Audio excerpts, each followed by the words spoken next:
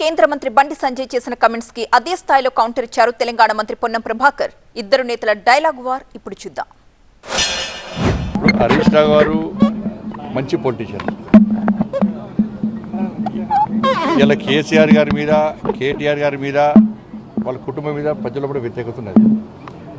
హరీష్ రావు గారు మంచి పొలిటీషియన్. ఇట్లా అని చెప్పి మళ్ళీ హరీష్ రావు గారు మాకు ఫోన్ చేసిండనో లేకపోతే బీజేపీలో ఏరుతున్నాను అనుకుర్రి. నేను ఓపెన్గా మాట్లాడతా, ఓపెన్గా అన్ని విషయాలు చెప్తా.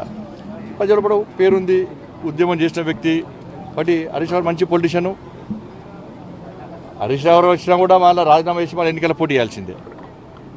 కాబట్టి హరీష్ రావు పోటీ చేస్తాడు, మంచి మనకు ప్రజాభిమానం ఉంది కాబట్టి ఈజీగా నిలుపుకోగలుగుతాడు.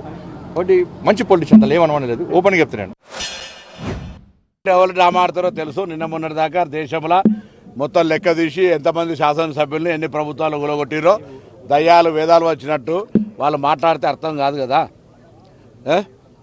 సో ఇవన్నీ తెలుసు. దాని గురించి మనం మాట్లాడి ఎవరిని రాజకీయంగా విమర్శ చేయమనుకుంటేనే మళ్ళీ డ్రామాలు ఆడుతున్నాయని చెప్తుంటే దానికి వక్ర బుద్ధి అనేది మైండ్లకే పోవాల్సిందిగా కోరుతా ఉన్నా.